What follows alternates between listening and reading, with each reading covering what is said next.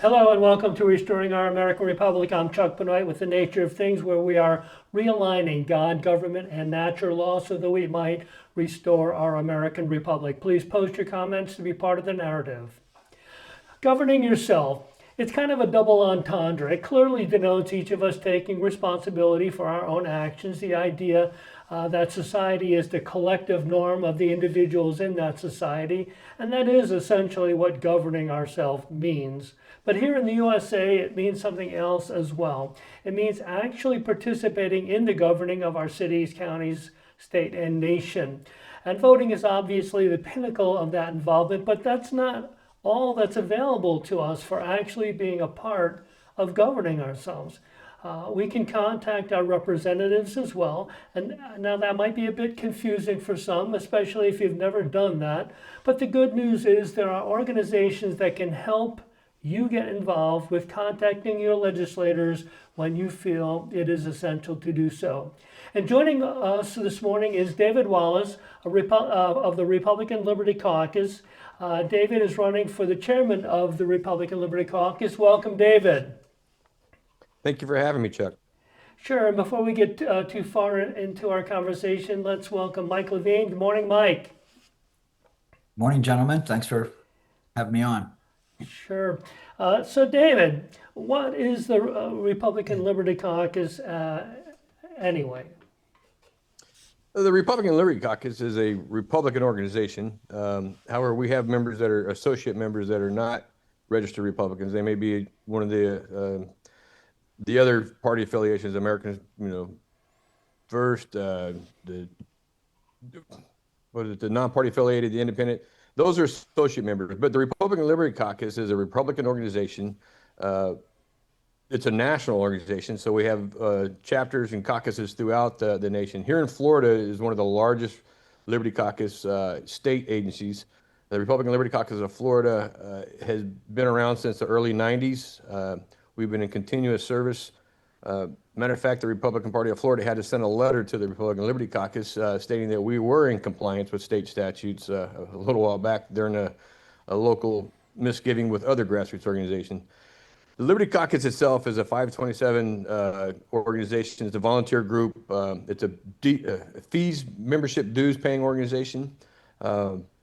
We have a three-stool foundation. We believe in limited government, individual rights, and free markets. So we actively engage in politics from the local level. Our primary focus is to heavily engage in the primary so we can pick a conservative Republican to be the Republican Party nomination. We actively engage in legislation. The legislation in the state of Florida, we have a heavy foot on that. We call it lobby days. We actively engage in lobbying for legislation that fulfills our platform of limited government, individual rights, and free markets. Here on August 30th, we're going to have our biannual convention where we re-elect new leadership. Currently, Bob White is our chairman. He's been a chairman for over 10 years. He's well known throughout the state.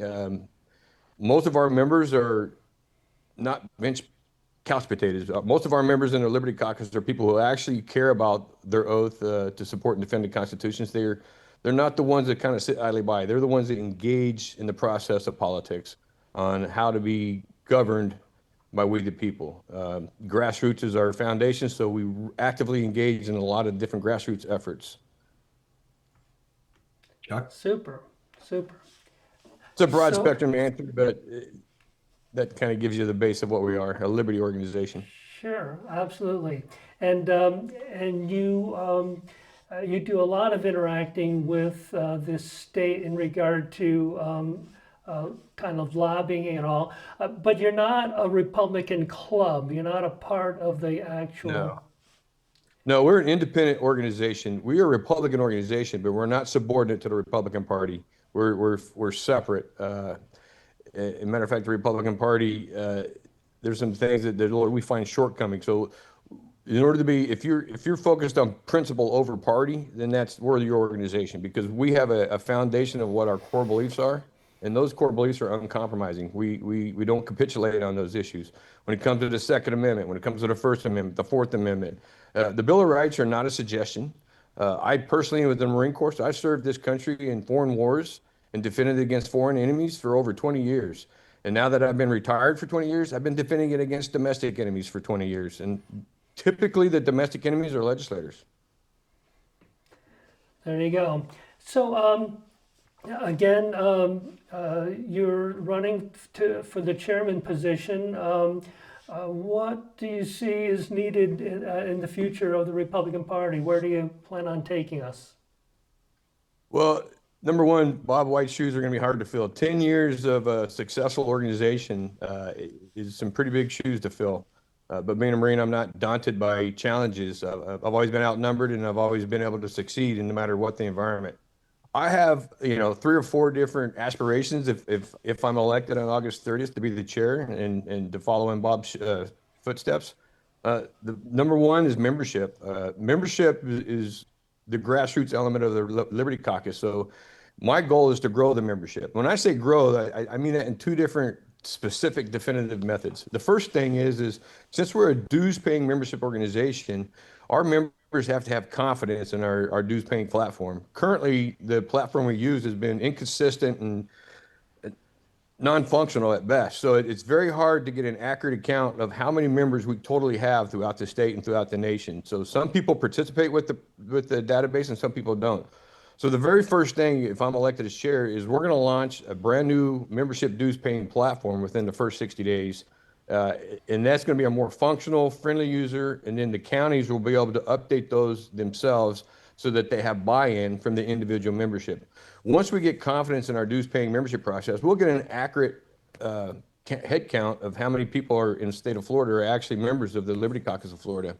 And then they'll start actively engaging in other aspects. The other thing is I'm going to focus on growing the Republican Liberty Caucus all the way down to the individual member. And that's through growing their influence. And the only way you're going to grow influence in the state of Florida is by creating relationships. So I'm going to challenge every member in the Republican Liberty Caucus in the state of Florida to start nurturing and creating and evolving their relationship with their locally elected officials. If we plan on engaging in change to make definitive change within our legislative platform here with a Republican majority, we have to have influence. And the only way we're going to have influence is starting building a relationship with these people. That means you may not agree with this elected official on 100%, but I would like to encourage you to use the Reagan doctrine. If you and the elected official can agree on 80% of the public policies, then they're an ally. Then you can just focus on the things you agree on and let the things you disagree on, save those debates for a later time. But start building that relationship, build a rapport individually throughout every county so that when we go to lobby days on the second week in the legislative session, and we ask for an in-person face-to-face appointment to lobby for our legislative agenda, then that relationship will allow you a foot in the door and allow you a listening ear for that elected official. So we're going to grow the Republican Liberty Caucus in the state of Florida by growing our influence through building solid relationships with our elected officials. The second thing is politics. Everything, if you're going to get elected, it takes money. So at the state level, we have a state level political committee, and I'm going to request that Bob White, the former chair, if he becomes the former chair, that he takes over the position of our Catalyst Fund of making sure that it grows.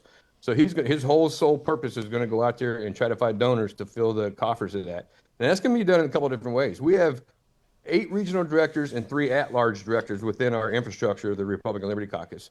I'm going to ask them to get skin in the game. I'm going to ask them to start hosting 8 different regional fundraisers throughout their areas so that they can start building the rapport with their elected officials and their populations and their voting population. But they also can start raising money. So when we start finding candidates like Mike Levine, that we can financially support them and get them in so we can get us a Freedom Caucus here in the state of Florida House. So the Catalyst Fund is going to be my focus. The other thing is that I keep referring to it as lobby days. Lobby days for me as a Liberty Caucus member was probably the most impactful event, even more so than our convention, because it allowed me to go to Tallahassee and meet 100 other Republican Liberty Caucus members and see the passion in their eyes, the individual issues that brought them to Tallahassee to lobby for. My issue is the Second Amendment. I want constitutional carry in the state of Florida. I've had it in another state that I lived in for over a decade. So when I moved to Florida, I had lost that. So that's going to be my focus. That's my single reason for being involved in politics in the state of Florida. Other people have election integrity. I've talked to a lot of passionate people on election integrity. Election integrity is on our legislative agenda of one of our main topics that we're going to be lobbying for in 2026. So we're going to start growing the lobby days. We're going to increase the in-person participation. We're going to start really highlighting and marketing our report cards from the previous session, and we're going to blast it out prior to lobby days so that they know we're coming. And hopefully that'll, for those who didn't get such a good grade and they thought they did well, maybe that'll be a wake-up call when we show up on the second week of this session in 26, and maybe we'll have a better ear to listen to our legislative agenda. And then the Legislative Affairs Committee to produce a working list of legislation, pro and con, well in advance of lobby days, so that the individual members can start getting their own bullet points on how they want to defend it when they get up there to lobby days and lobby that. And lastly, it's a little more controversial for some Liberty Caucus members that have been in the Liberty Caucus for a long time. And if you're in the state of Florida, there's a mindset of all or nothing. Well, I'm not an all or nothing kind of guy. I'm in this politics process for the long haul, and what that means bridge building. So one of my goals is to build a coalition of like-minded grassroots organizations so that we can share our voice collectively on the issues that we agree on. That doesn't mean we're going to coalesce to these other organizations and become them, and they're not going to become us. But we're going to join together on the issues that matter, that we both agree on, and we're going to lobby collectively, and we start building those coalition relationships. So I'm going to reach out to other individuals, including the Republican Party of Florida. I had a very interesting conversation with the chairman, Evan Powers, at a Santa Rosa event just a couple weeks ago. And through that conversation, I expressed my desire to collaborate with them. And we may have a possibility to collaborate with the Republican Party of Florida on legislation issues. And Evan also said something I'm going to tell you publicly for the first time. Evan told me privately that he's considering joining the Republican Liberty Caucus to squash any debate amongst his party members that there's a conflict between our mission and their mission. At a recent Republican event, the Republican Liberty Caucus and the Florida Republican Assembly, as well as a local grassroots organization, were thrown into a similar pot and basically told that anyone involved in any of these organizations is violating Rule 23 of the Republican Party of Florida's Rule of Procedure. That was the first time I've heard the RLC mentioned in that. But you're saying that Evan Powers is not necessarily in favor of that? No, actually, our chairman got a phone call from Evan Powers about that event, and he encouraged Bob White not to attend. And I hope I can have the same conviction that Bob had. Is Bob just flat out told him, said, listen, they gave me a platform to speak on election integrity. I'm going there to speak on election integrity because it's important to the state of Florida. And Evan Powers said, yeah, I can understand that. I agree with that. But I don't know what the party's going to do about the other grassroots collaborating. They may continue to attack us if we collaborate collectively, but if that's the price to pay, then you got to understand the Republican Liberty Caucus will always put principle over party. Well, that's important to know. So as far as the organization itself, are you involved in every county here in Florida at this point? No, we have multiple counties covered of the 67. Some of the counties are rural, so there's 3 counties may combine into one caucus. We don't call ours clubs for legal definition. Our local organization are called Republican Liberty Caucuses. These caucuses are named a caucus for a legal purpose to define us differently from the definition of what a club is. But yes, we have membership throughout the state. No, we don't cover all 67 counties yet. But as my goal as treasurer, I plan on making that a goal of mine, is to increase our footprint. There's a lot of disgruntled Republicans out there that are not in agreement with the current path and direction that the Republican Party's on, and they need a voice. And we're a Republican organization, and we're not going to surrender the title Republican just to go along to get along. We are an active grassroots organization, and we will always put principle over party, and we will welcome anybody who agrees with our 3 platforms. individual liberty, free markets, and Mike, what was the other one? I I'm just seeing if don't you're know. paying attention. I didn't know if you were paying I attention. was, but Yeah. again, we tout these things off all the time. So personal responsibility, free markets, independent, uh, so anyway, I'm not sure which three you No, I was just chose messing. to start I the apologize, show Mike. off I just with. threw you under the bus like that. But yeah, it No just like you problem. said, I mean, it's not a problem, but we get it. our three So pillars. we're a constitutional organization. The Republican Yes. Liberty Caucus is a constitutional organization. So, Yes. and when you were doing the 3 points, there's more than 3 points to being No, a there is. There is. constitutional Those are conservative. the points So, I spoke on. just pick out which one you like. But long story short, the Constitution is the foundation of America. And again, you could even argue, I mean, if you really want to get granular about it, you could dig into the state of Florida Constitution. And I think the state of Florida Constitution could use a little tweaking. But still, of course, you have a Constitution of the state of Florida. We have to follow it. But the Constitution where my heart is the United States Constitution, David. Well, I'm glad you brought up the state constitution. If you don't mind me interjecting on that subject, I'm from other state, lived there for most of my life, and then I come to Florida and I look at the Florida Constitution. The way Florida does things is different from a lot of states.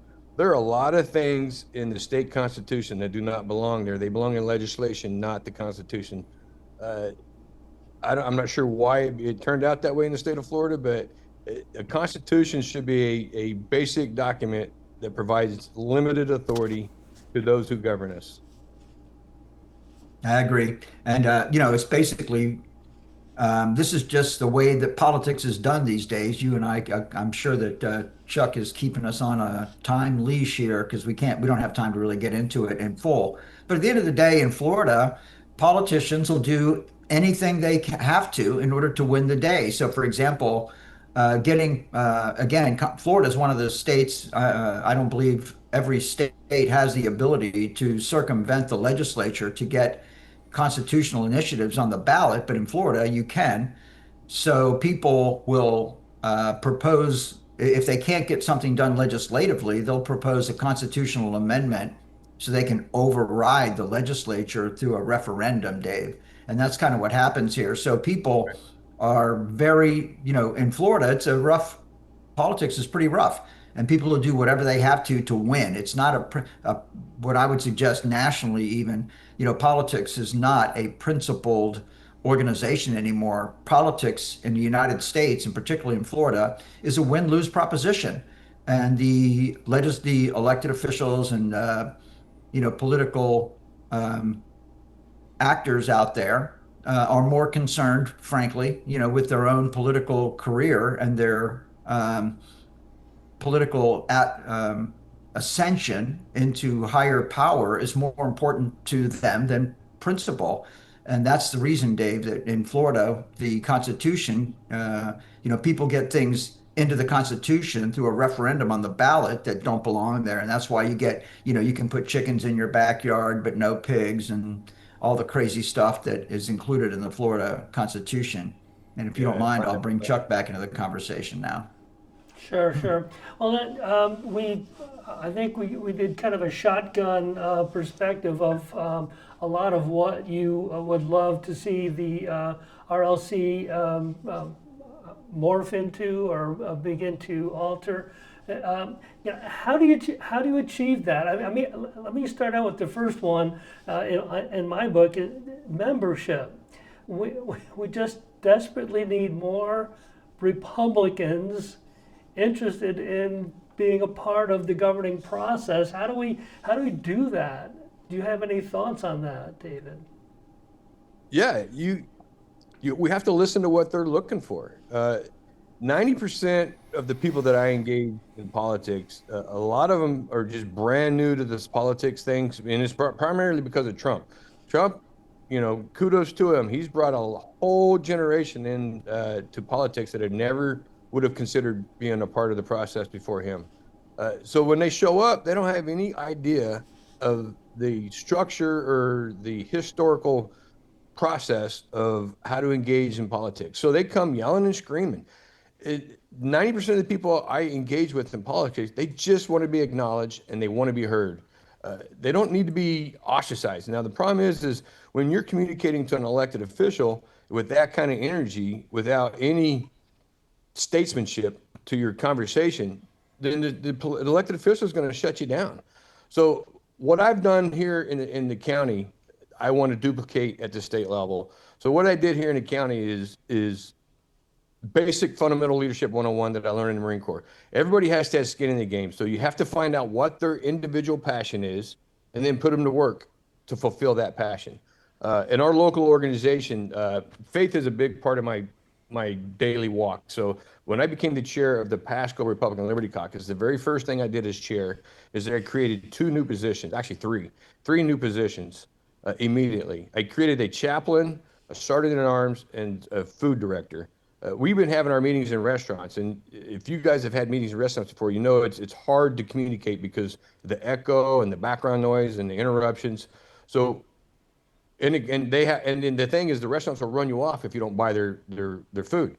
They have to, it has to, because it's a business. You know, I believe in free market. So what we did is we hosted our first meeting in a building. It's more like a community center building here in Pasco County, in the center of the county. And we have one of our members that loves food. She loves to serve food to people. So I made her our food director, and then now she brings food every month, and we pay her. I mean, she doesn't do anything out of pocket, so we compensate her for that. But now she has a ownership of a reason to show up to our meeting. The sergeant at arms, okay, a lot of these, with all these new people with energy, meetings can turn very chaotic if you don't use Robert's rules. So I focused for a year and a half on teaching the fundamentals of what Robert's rules are. So nobody was allowed to speak unless you had the floor. So we created a sergeant at arms position to politely encourage the audience to participate in that. Now, let me tell you how that impacted the entire county. Some of these activists in our organization started going to the school board meeting, started going to the mosquito control, the Board of County Commission meeting, and they started interrupting meetings by saying, point of information, point of order. And they started actively using Robert's rules to be engaged in the political process. And then what does that do? That shows that you have a level of professionalism in your statesmanship to communicate with an elected official. The other thing, in addition to that, any member that has buy-in, we have another person that's really good on zoning ordinances. So she gives us all updates every month on the different large companies trying to come in and build new things in our county, and they have to buy the property and they have to rezone it in order for their project to be. So she's real tracking that, and that gives us information. Every member that comes to organization in Pasco County, every one of those individually have an individual passion, and we put them to work to share their passion with the group collectively. Now they have buy-in. Now my goal throughout the state is to do the same thing, and is to start empowering these individual members with tools and skill sets that they can be more effective exercising their constitutional rights for the passion that they choose. Mine's Second Amendment. So we have a Gun Day Fun Day here in Pasco County, and Luis Valdez, some gun owners of Florida, comes down and speaks. We engage in the things that we feel are important, and that encourages participation. I have a relationship with all of our elected officials. Some of them don't know what to do with me, and some of them encourage me. Some of them are standoffish because they know for a fact when they talk to me, the first thing I want to talk about is constitutional carry. The second thing is I always put principle over party, so I'm not going to go along to get along. So if you do something wrong, I'm going to publicly acknowledge, and you're going to have to address that publicly. That empowerment that is done constructively is more powerful throughout the state of Florida than ostracizing your opponent. And a lot of things in today's politics is the way we communicate. It's all or nothing. People get very ugly very quickly and for no reason. Because if that person gets elected and all you did is yell and scream at him, now he's in a position of authority and you have no access to that because you burnt your bridge. Because you used one issue that you disagreed on instead of using the Reagan doctrine of the 80-20. You used your 20% to destroy a relationship that could have been beneficial down the road. So if we can teach our members to stay engaged with the Republican Party, join the Republican Liberty Caucus so they don't have to sacrifice their conscience and they can remain true to their own individual faith of what they believe that their core values are, then they can still engage in politics and be effective. Long answer to your short question. So, how many people are in your caucus there in, what did you say, Pasco County? Pasco County, when I got there, there was turmoil, and I have a personal self-imposed rule of not to be a carpetbagger. So when I joined the organization, there were about 12, 13 people, and there was an attempted coup to change the actual leadership of the organization. Um, and the way that was handled, it was handled not with due process. So it really pissed me individually off because they were wrong, but they were not afforded due process. So that kind of irritated me. So after a year went by and they elected new leadership, I started running for leadership. And then I became chair. So we started out with 13, 14 people. Now on average, we average around 25 people or 25 members. And then we have at least half of that, in addition to that, is guest. So when we meet quorum, we have to have, what, 40%? We meet quorum every month. So we have the core people that believe. There are about 15 or 20 people in Pasco. And then we have about 15 or 20 guests that consistently show up because of the type of guest speakers we're bringing in. We got a guy named Mike Cartwright coming in and talking about how to be matter of fact, it came off of your guys' video podcast a couple weeks ago about being a Bill of Rights sanctuary county. And he's presenting the resolution to the members, and we're going to create an ordinance to copy Collier County. So what you're doing is having an impact because now we're mimicking that here in Pasco County on September 4th. So that's how we engage and we grow. And I intend on doing the same thing. And let me tell you something about the talent we have here in Florida. I am blown away by the talent we have. Some of our membership bring extensive talent to the political process. Some of these people have been in the process for 20 years, some for 4 years, like here in Florida. I've been in politics for over a decade, but here in Florida actively for 4 years. Some of these people have so much influence individually that if we can collaborate together, we can quadruple the influence of the Liberty Caucus in the first year. That's awesome. I know Mike's been involved with the Liberty Caucus for quite a long time. What are your thoughts on what we're hearing here this morning, Mike? Well, David is a great leader. So, there's, as one of the things that I've learned over the years is that collaboration does improve our results. So, David has a strategy for building membership. I have my ideas about how to build membership. I'll work with David, to just basically, integrate his thinking with mine and others, so that we can have a great strategy. But I think, Chuck, that the thing that you and I are doing together, this live stream that we do, which is also recorded and posted online, so people don't have to if people can't watch this while it's live, they can still see the recording later. I think that is a big tool as to how we leverage influence and also how we engage prospective members for the Republican Liberty Caucus. And what I would say is that we make it really hard for people to participate in political activism. So, for example, in Lake County, where we are, Chuck and I, is 100 miles long. So if you have a meeting in the center of the county, let's call it Tavares, and people are in the either northern or southern edge of it, then you got to drive an hour at least, to get to the meeting and an hour home. And then the meeting is an hour and a half or so. So we make it really hard for people to participate. And that's why these live streams and video conference meetings are important, right? If you make it easy to participate, people will participate. The harder it is to participate, the less participation you're going to get. So, when you integrate the concept that I just laid out with David's concept about, giving people an opportunity to walk out their political passion, then those two things together will increase membership. And we have a lot of stuff to talk about as it relates to membership and many other subjects, okay? Because again, something else that David and I have talked a lot about is just how cumbersome it is to filter through all of the legislation that gets filed in every legislative session. So how do you pick up on it? When do you begin filtering through filed legislation? Which legislation do you pay attention to versus things that are less important or where you don't have the resources to address it? So those are the things. So in summary, I would just say that collaboration is the point. David is big on building membership. I think membership is important also, so we'll collaborate on that. But I also think that this video conferencing and live streaming and the electronic communication methods that we have available to us is also a great way to establish influence as well, Chuck. For sure. couldn't agree Well, more. we're actually coming to the end of our 30-minute broadcast.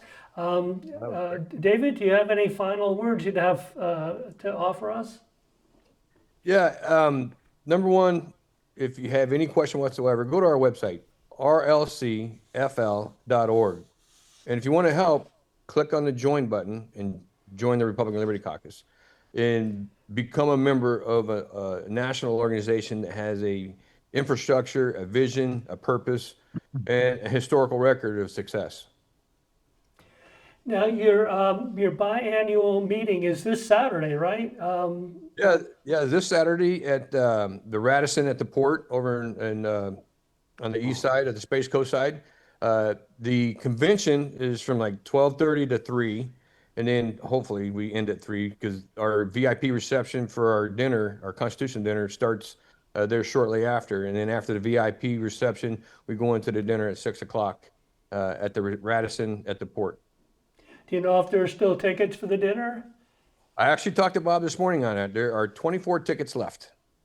Okay, well, those of you out here who are last minute realizing that you'd love to be out there on the Space Coast, check it out at rlc. Did you say org? Yeah, it's rlcfl.org. fl.org. Mike, final words.